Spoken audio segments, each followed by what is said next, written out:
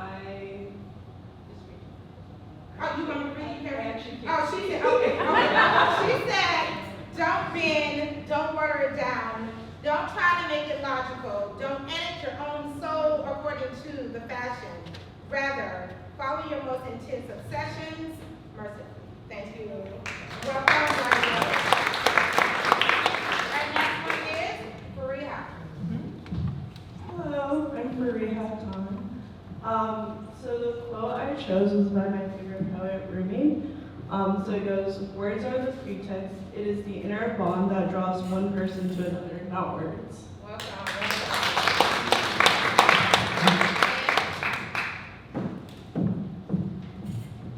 Hello, I'm Anne Barley, and I spend hours counting syllables and words that rhyme.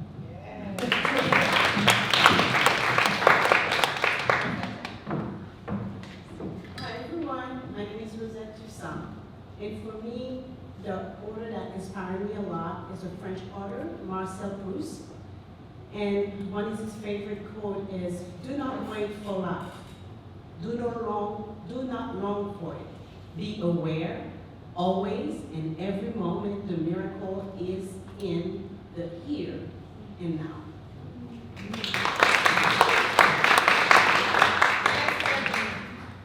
Hi everybody, I'm Stephanie Dempsey, and when I write, I try to make sense of the world around me, and I try to not try so hard and just let it go. So that's me. Thank you.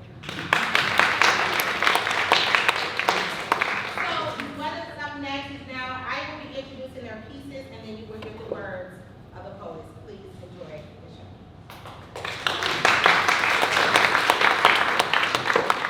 Our first writer is Anne. The title of her piece is to RSVP or not RSVP, no question.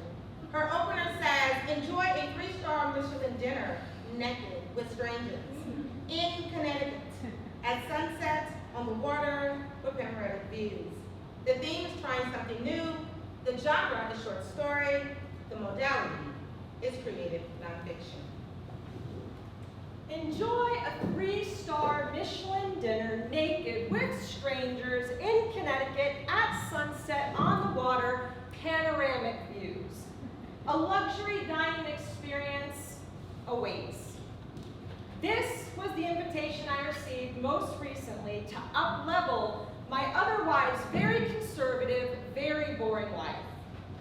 The lovely woman who invited me is a brilliant landscape artist with prestigious clients in New England's most affluent neighborhoods. She's said to get her fingers dirty in Stephen King's beds on a perennial basis. This is a rumor she has yet to confirm or deny. When she's not designing to-die-for treatments or coordinating ideal time-of-day photo shoots for glossy magazines, competing to showcase her peerless, trend-setting talent, she's globe-trotting to clothing-optional retreats or 5-star resorts month to month. To seek her in her signature dirt-stained overalls and heirloom chupala, you'd never guess it, and I swear her secret lifestyle hobby is safe with me. There will be no name dropping here. The invitation itself is swooningly seductive. The premium black velvet paper has weight to it. Pearly white calligraphy promises enchanting sophistication. The slightest scent of patchouli lingers on the fingertips as an aromatic reminder to RSVP at my earliest convenience. So for real, what if I attend this dinner? What does naked mean exactly? Does naked mean no shoes? It can't mean bare feet, right? What kind of floor is it? Regardless, it's hazardous to not wear shoes, isn't it? Where will I keep my wallet, my keys, the cell phone? The cell phone. Surely cell phones aren't allowed. Or cameras? Would somebody be taking pictures? Do people who attend these kinds of events shave? Or do they wax? Where does one even go to get waxed? How much does it cost? Do you tip? Does it hurt? I have very sensitive skin. Can I wear my ball cap and my sunglasses? I haven't been without these in nearly 5 years. Am I the aren't she invited? What if somebody at the dinner's not a stranger to me? Oh my God, what are the odds that there'll be a familiar face in the crowd? Is she going too, or did she just invite me? Is this some kind of kinky MLM scheme? Rich? What exactly does a Michelin 3-star mean? How long does a 12-course meal last? What if I get cold? Oh my God, my nipples. Are we allowed to bring blankets? Will the man I've grown to adore find this intolerable? Or what if he wants to attend with me? He and I aren't strangers to each other, of course, but perhaps under these unusual circumstances we are. And maybe that's what stranger subliminally means in this case. We're strangers. How interesting, intriguing, enticing. Bugs, the bugs. What's the etiquette when making introductions? Do people shake hands? Do they hug? Or is there some other more appropriate gesture I'm not even aware of? Is this for real or is it a prank? This might be a prank. What if it's a prank and I show up naked somewhere? She wouldn't do that, would she? I hope not. What if she did? I definitely prefer this be real than a prank. She calls me, confirms the invitation arrives safely, and asks if I have any questions or concerns. No. In what I hope is a convincing tone, I can't think of any questions. She cheerfully tells me to please contact her if any should arise, and then makes clear something only vaguely implied by the gold-embossed, simple, whisper-like, gender-neutral portrait engraved on the backside of the invitation, which I incorrectly assumed was telling me to be discreet. This is a silent event. There will be no talking save for emergencies, of course. Moaning is encouraged but not required. Laughing in moderation and good taste is permitted. Sighing or elongated exhales are common, as is soft humming privately to oneself. Crying happens regularly, don't be alarmed by that, and it's contagious, if not more so than the laughing is sometimes. Some people laugh and cry at the same time. There's been booked an exquisite stringed instrument ensemble to delight the auditory sense, but silence is strictly practiced otherwise. It not only preserves the sound quality, but amplifies that particular aspect of the experience. Naturally and for obvious reasons, there are no cell phones or other distractions of any kind. Facial expressions and hand gestures are the primary means of communication, but communication is limited to the bare essentials so as to not undermine or jeopardize the essence of the experience. Oh, you're so going to absolutely love this. Her effervescent words bubble over with a confident, enthusiastic cadence that somehow negates the invitation altogether and confirms my attendance all in one definitive breath. This woman is a consummate magician, an iconic muse, and I feel myself a rose in bloom. How did I meet her, and how is this my life? Thank you.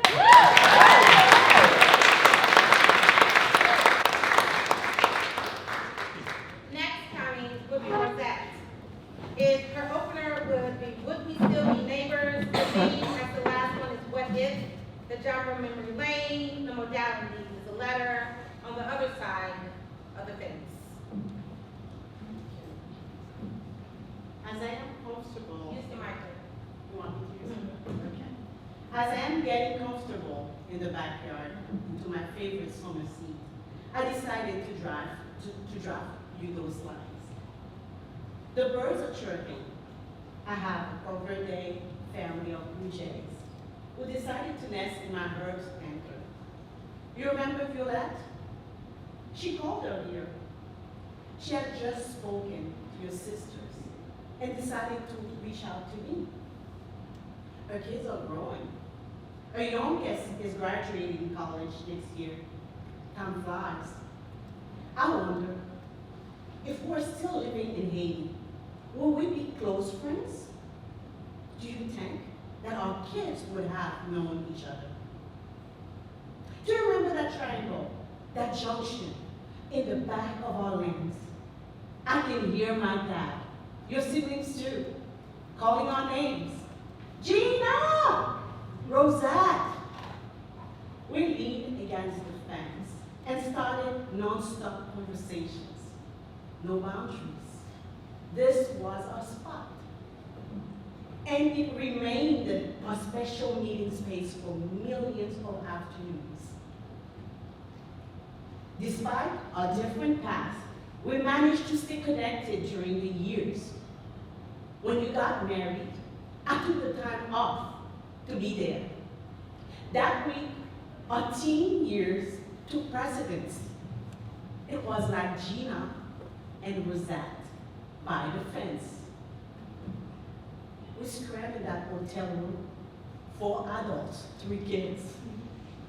From the time of rehearsal to your wedding day, you managed to give us the best hospitality. Then years went by. What had happened?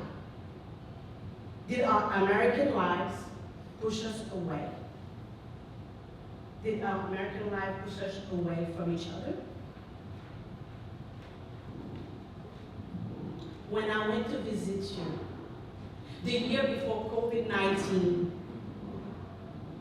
before the COVID-19 shut down the world, it was the beginning of February, I remember. The night before my flight, I gathered pictures, journals, all down to the suitcase. It was exciting for this weekend reunion. I had plans. First was to highlight the kids' milestones. 2, to tell you about the Deep South, my experience living in Louisiana and how it resembles Haiti. 3, to tell you about the Louisiana gumbo, the crawfish season. Oh, that morning, I had a direct flight from DCA to Palm Beach, Florida. As promised, Linda, your younger sister, picked me up. I was very excited, maybe overfueling her ears. When we arrived at your house, I was so ready to run and open the door to say, "Jean, I'm here!" I already imagined both of us jumping and screaming with joy. But Jose, your oldest sister, stopped me right there. Let me let her know that you're here, she said. I was in shock. My heart stopped at that second and fast-tracked so fast, she opened the door and said, "Gina, you have a visitor," Jose announced. "It's Rosette. Can we come in?" Jose asked. I looked right toward Jose, and I looked left toward Linda, who was sobbing quietly. We walked through the living room to your family room. The 5 meters walk looked so long and painful. I did not know what to expect. I finally saw you. I bent down and I held your hands. It wasn't you, but your smile and your gentle laugh was still powerful to remind me that was you. You said my name, Rosette, and I said yours, Gina. That slideshow, the one of your obituary, made it real for me. One more time, I could see you, my hero, my friend, resilient, yes, but bold and passionate. Love always, Rosette.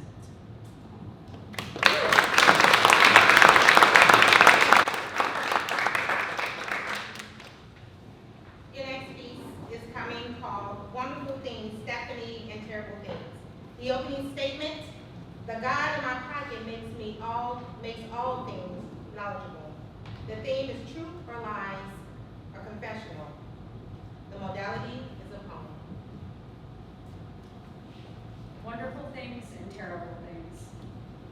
The God in my pocket makes all things knowable, instantly answers my questions, lets me see the thumbs that push the sky and grants confidence and chorus yelps of blessing and rebuke, unburdened, my brain skips through choice and acts of false due diligence. I am shiftless and worried. I need to be doing something, but what, and why, and when, and how? There is no plan, so let me sit here for a minute, as discomfort picks at a scab on the back of my neck, and I don't engage in my own responsibilities. I am uncertain, so I go to this God, and am given wonderful things, and am given terrible things. I've viewed my history, and I am ashamed. The wasted time of the old reenactment and ancient fall, of wanting to know what a bite of apple once said, of the unmanageable universe that this fucked up proxy, also sometimes called Apple, gives shape to now, and pushes things I want but do not need into my eyes by my own thumbs.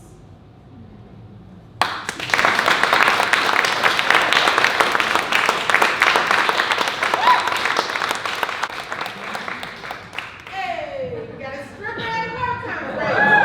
Right? Open line, I wake up in my hotel room from a long nap, preparing myself to yet another day in Charlottesville at my work conference. The theme is what if this was true? It's a drama, it's a short story. I wake up at my hotel room from a long nap, preparing myself for yet another day in Charlottesville at my work conference. I dress in my business casual clothes, walk down the hotel lobby, and put on my professional work smile as I greet various people within my field. We make small talk and laugh at jokes that aren't even slightly funny. I hear a ding and check my phone to see that our company's CEO, Michael, has sent out a message requesting all employees to join him for dinner at a fancy restaurant. I go back to my hotel room, take a quick shower, change into casual clothes that are still modest enough to fit the company standard. I then grab my phone, keys, and bag and walk towards the parking lot. I climb into my car, turn on the radio, play some pop music. I drive for about 10 minutes before I reach Burton's Grill, where I find all my coworkers talking, eating, and drinking. I greet everyone and find myself seated next to Michael, who begins to ask me my experiences with the company.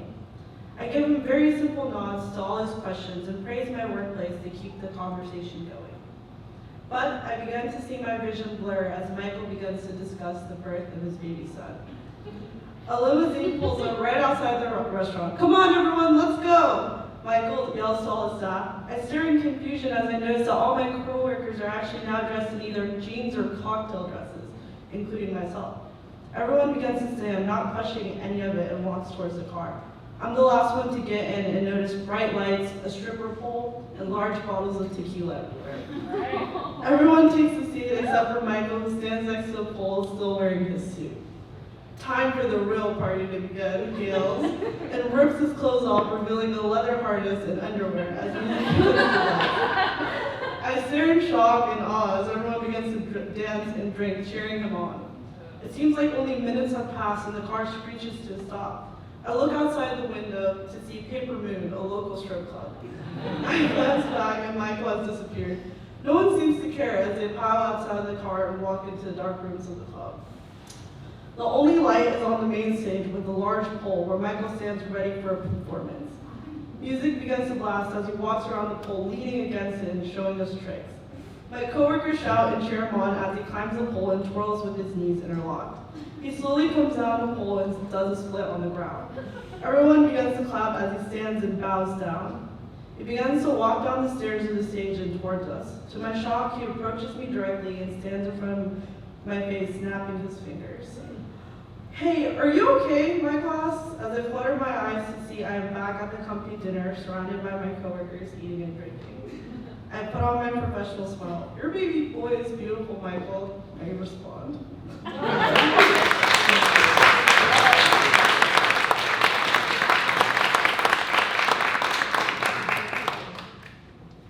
Shallow End Deep Dive. For Anne, the next piece is Now Write to Us About Wisdom. It was requested. The autonomous nature of wisdom is the theme. The genre is poetry, and the modality is a personal inquiry, a stream of consciousness.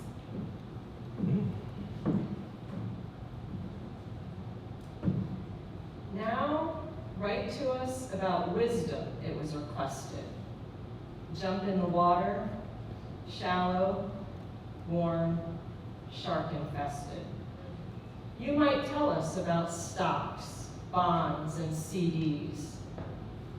What goes up, comes down, drops us all to knees. You might tell us about war, peace, surrender.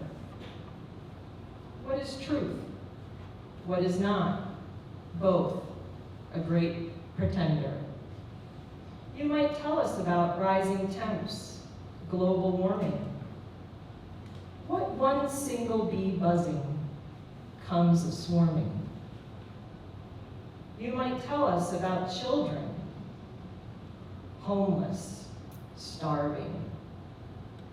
What is a home? A meal, a granite statue before carving.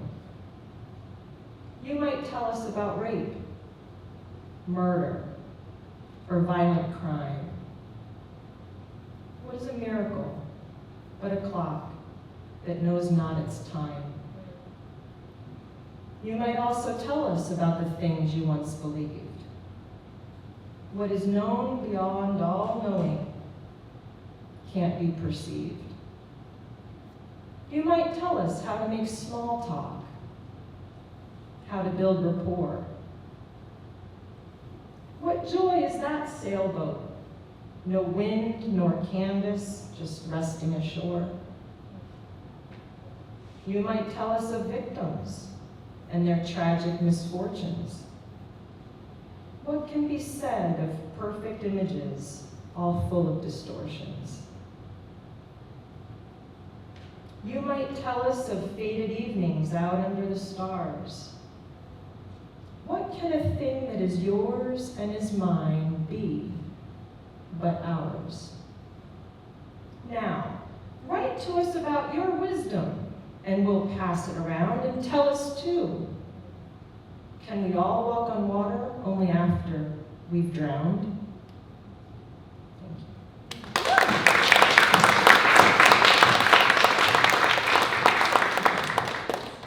The piece is called Go Home, Rose. Come on up, Rose. The opening is late summer 2019. The theme is Truth or Lies. You as the audience member get to decide whether this story about Rose is the truth or is it a lie. Suspense, short story. Late summer 2019, my father brought me to Germany. After our arrival, he gives me some euros and sends me to the nightclub before he goes off to bed. An American cellular plan does not properly function, so I'm unable to locate the establishment. I return to the outside of the hotel and I burn a cigarette. The fumes go beneath my nose, tar and harsh. A gentleman approaches me. He is no taller than me, and he has quite a skinny frame. His hair may be a chestnut or some sort of auburn brown. He fidgets his hands and his cheeks are smack red. Must be the heat, or he's nervous about talking to me. Are you here with your boyfriend? His German seems rough. I have no boyfriend. I should not think so rudely, for German is not my native language. I try to continue. Shall we get a drink? His mates come to us before I get a proper answer. They all carry expensive totes. With dollars, I would estimate the bag's worth to be thousands. The textures look like quality leather. I see golden embellishments and delicate thread stitches. He asks, would you prefer marijuana? I do not participate in such activities, but nothing better to do with my evening. If I'm not a bother, I shall come with you. Into a Japanese restaurant and follow them in. We seem to not belong there, and I find the restaurant an oddity in a small town in Germany. A youngest appearing man talks to the owner, or at least I presume the owner. Far from the customers, we follow the owner. A painting hangs at the end of the hallway, and the owner pulls the painting towards himself. A gray door sliding from the ground appears visible. The door creaks as the knob turns right, and hear the mummers from up the flight of stairs. You may go. On my back, the air is sharp as the door closes behind us. Above the restaurant, there's an apartment. I see 4 bedrooms, a living room, and a small kitchenette. Money bills scattered the navy blue carpet. Unfamiliar substance powders on a few metal tables. 10 men sit around a large wood table and their arms bear guns. I find a seat and I refrain from speaking. They all remove their personal stash of weed. In sync, they begin to roll the plant into various papers. In my face, 3 men wave their joints. I take a hit. Again, their hands wave at me. Another hit. My eyes are tight. Another hit. My breath is heavy and husk. My ears hear unpleasant sounds. To another room they take me. On and off, a singular light bulb hanging flickers. In quick German, a couple men begin to speak to themselves. I understand fragments in some context. These men are part of the German mafia. So we're gonna come back and you gotta tell us whether or not that's the truth or not. Alright? World of Maps. This is for Rihanna. They asked me, who are you? This is prose of wisdom, a drama, a poem with some modality. They ask me, who are you? We search through our masks. The stranger observes us, but they cannot see through. The fear begins to settle in as we attempt to fit in. Sweat earned down our face, trying to take up space. They ask me, who are you? We search through our masks. The lover watches in adoration. It's starting to crack. Blood rushes to our faces as we try to explain. They laugh and smile. The mask is slipping off. They ask me, who are you? We search through our masks, staring into the mirror as our reflection looks back. Tears pour down our faces, wanting to belong, despite the loneliness in a world full of asks.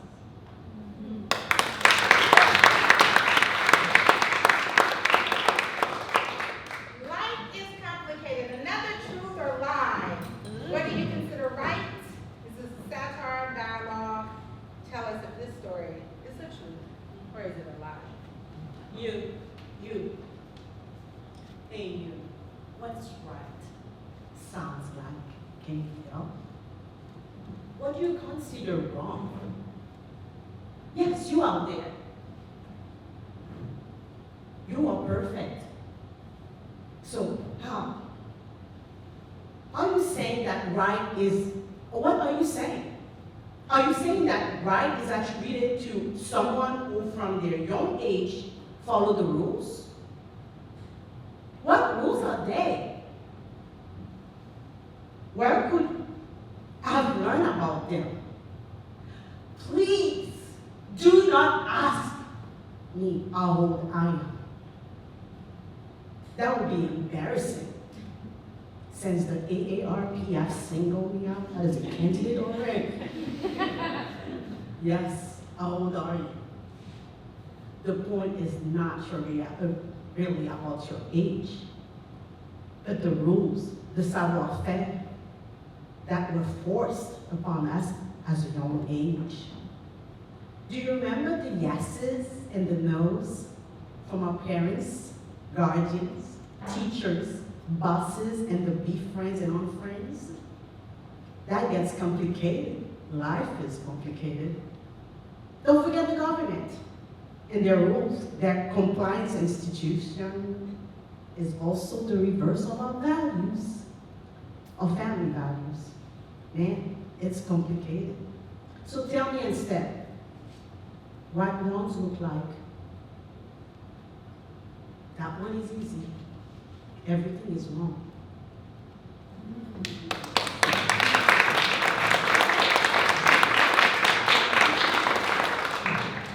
All right, I stop at Ava's Natural Bridge, another what if. These are tense and it's time for a break. That's the opening. Magical realism in the form of a monologue. Things are tense and it's time for a break. Earlier, the family wore paper glasses and watched the total eclipse of the sun. Now they're heading home.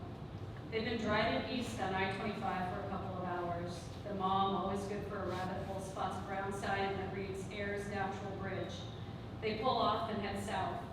The sign leads to smaller and smaller roads, specifically a one-lane gravel road that turns abruptly to the left, runs by an abandoned building, and then down.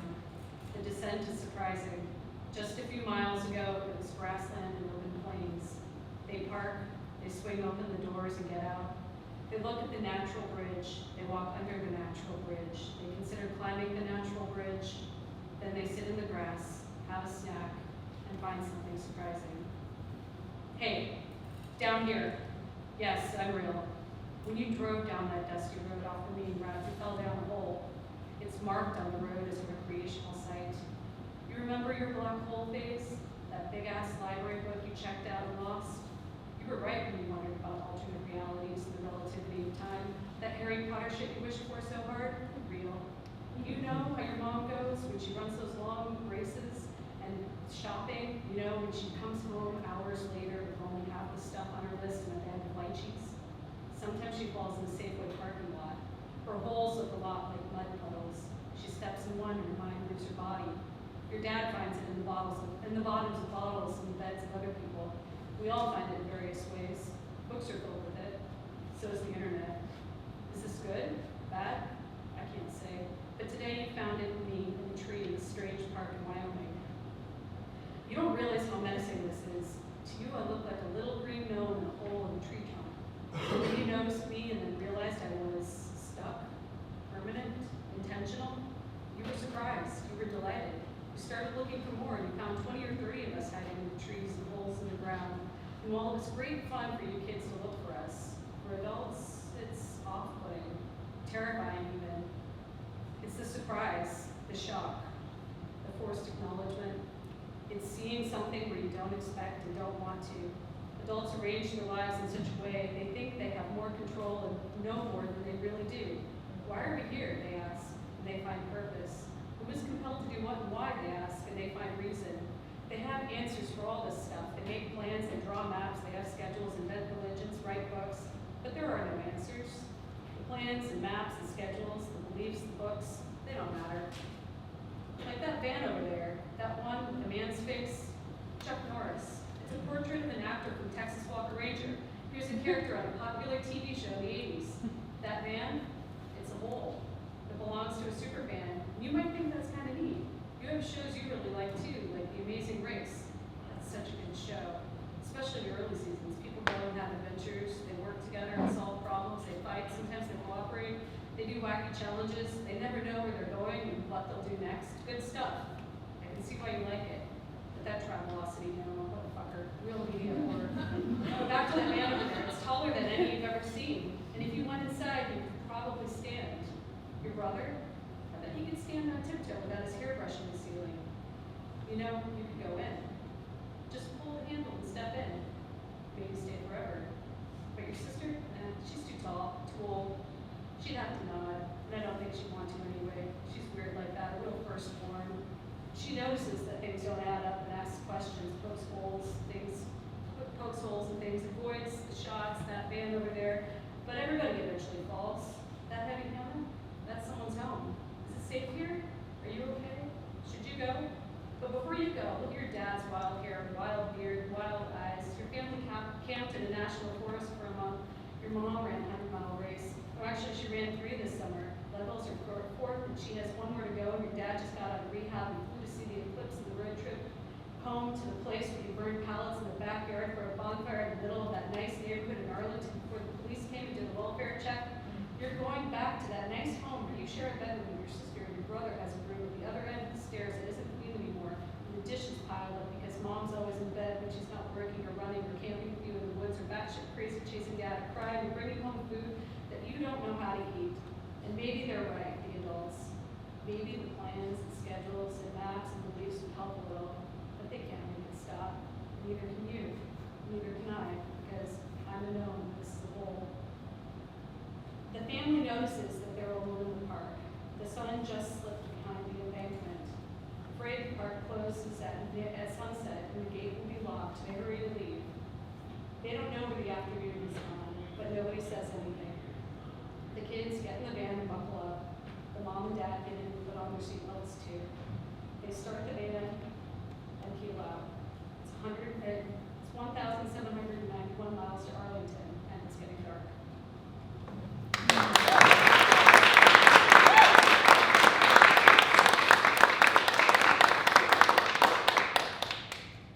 All right, this is another one. Is it true? Is it true? A necessary, mostly harmless habit. It's called I Steal Pens. All right. And again, tell me, is it true?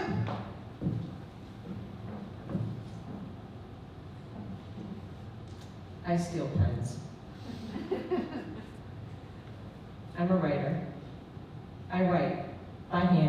in journals. I get blisters. My pens run out of ink regularly, more than once a week. I need pens, so I steal them. Sometimes from waitresses, and always from the hospital during appointment check-ins. I have a lot of appointments at the hospital. If a pen is just laying around, it goes in my bag. The only issue I haven't discussed in my 7 years of weekly therapy sessions is this eccentric habit. I'd call it an occupational hazard, but I'm not employed. I don't get paid for my writing.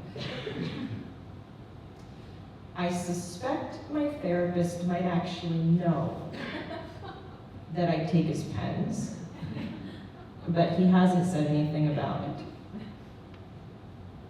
I'm terrified he's going to eventually stop seeing me because of it. Or he might just bring it up one day out of the blue. I know it's wrong, but I justify it because I cannot seem to help myself. Not to mention, it should surprise no one that stolen pens write better than ones that are borrowed or have even been gifted.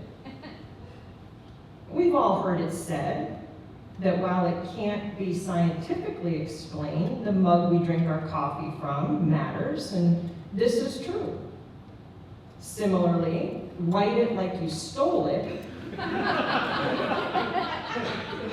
is not just some cutesy catchphrase or cautionary tale about content or copywriting. You see, I wrote this piece right here. Stolen pen from my boyfriend. Thank you. The fluorescent strobe lights dilated her eyes. She swayed everywhere. Her pink hair was wet, her tongue tight behind her teeth. She pushed through the crowd of drunks, drugs, and sluts, and a man tapped her shoulder. She turned and he leaned in. Do you want to make out by the bathroom, like high schoolers are going to get caught? Yes. She pulled them until they reached by the stalls. He tasted like Molly, dirty salt rocks. She grabbed him, noses knocked. He stopped, removed an apple, red, round, ripe, took a bite. Then he took her to the couch, resumed their mouths. He stopped again, removed some dice. I'm rolling, he laughed. I thought I would give love a try.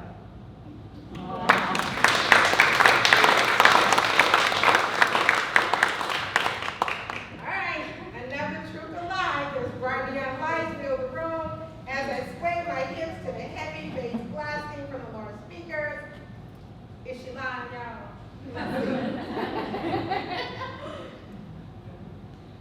Bright neon lights fill the dark room as I sway my hips to the heavy bass blasting from large speakers.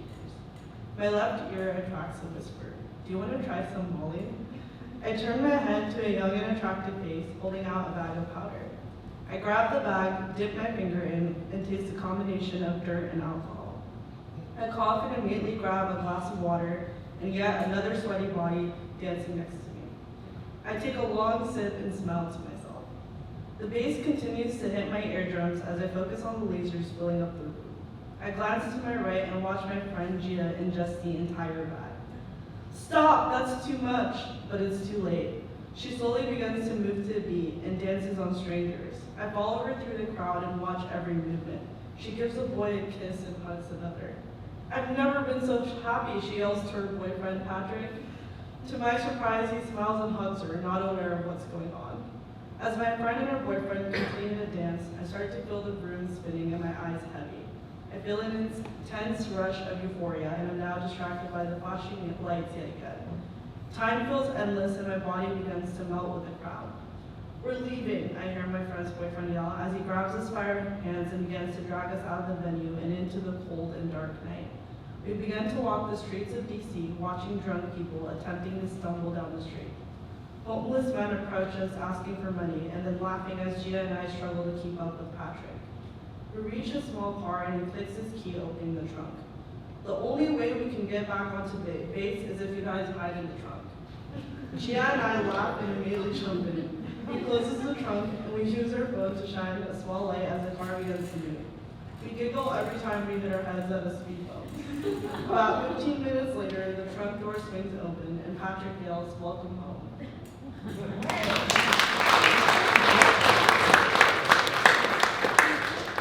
Is she lying down? It's true. You don't know? All right. Girls will miss them.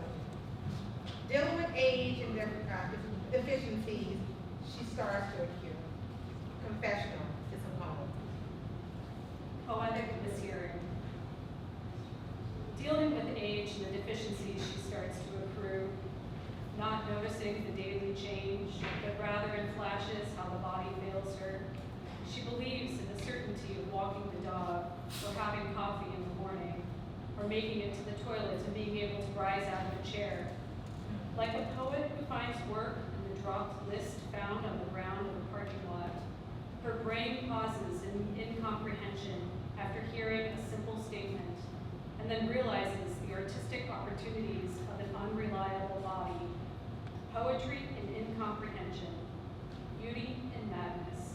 She wonders what is the line between some and not, between able and dis, between good and evil, and begins to take note with humble intention to these things of beauty and interest around her, records them to appreciate and be surprised by the newness and unexpected areas of loss and poetic mishearing.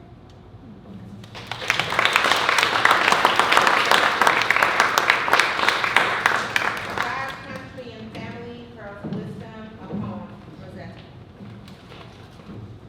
Rise and shine, I pray for the unseen. I raise my head up and open my heart for the blessings. Order, thunder, chaos.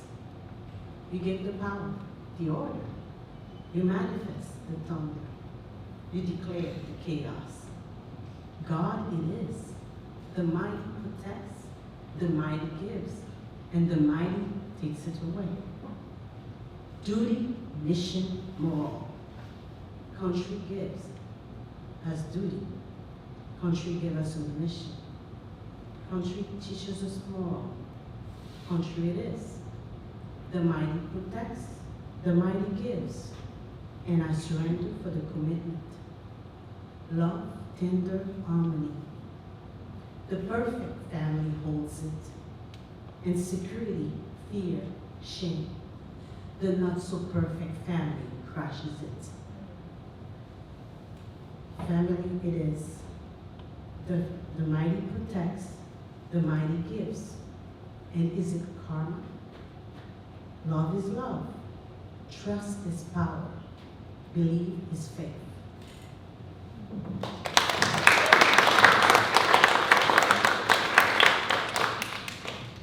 right. Yes, I own a Honda. Across the United States, the Honda and the Kia vehicles experience an increase in auto theft. What it? Short story. Across the United States, Hyundai and Kia vehicles experience an increase in auto theft. I own a 2021 Black Hyundai accident. As a victim, I confirm the statistical data. The crime scene location was Washington, District of Columbia. The date was April 30th, 2023, and the incident was discovered around the early morning. The driver's side back window was shattered, many translucent grid pieces. Car windows aren't that fragile. What if that prior night, a husband's business trip is cut short, and he surprises his wife by coming home? He walks into the bedroom, the smell of plastics, ointments, and candles, and their cotton sheets, the wife bundled up with another man. Enraged, he storms out the house. His hands are sweaty, his cheeks are steamy, and his brain's foggy. He sees my car, and he needs a release. So his fist goes straight through the back window. However, I don't think that was his only coping mechanism, because the driver's seat was laying down flat. What if another couple was going through an affair too? The wife catches her husband in a sexual act. She leaves the house and sees the man. His head rests against the car. His diaphragm compresses in and out as he tries to calm down. She gets closer. She hears him weep. What if she approaches the man? He pulls bloody shards, the tears flow from his lip, the snot runs from his nose, and they both desire affection, to be respected, and to feel loved by someone. The car is available. They crawl through the back window, and they seduce each other in heat in the driver's seat. Also, the windshield wiper was ripped from the steering wheel. What if their heartbreak caused them to behave wilder? They had sex like their partners would never allow them to. The windshield's wiper switch was the only beginning, as they removed the lever from the hinges. Last, the undercarriage of the steering wheel had been tampered with. What if they were going to leave? They were over having a traditional life. They tried for years to be perfect partners, lovers, and supporters. They were done playing safe. They would run away, even if they didn't know the possibilities. However, the car remained in the parking spot. What if the neighbors came out for work, school, and other activities? The man and the woman didn't want to be labeled as their spouses cheaters, so they left my car. At least I contributed to their healing process.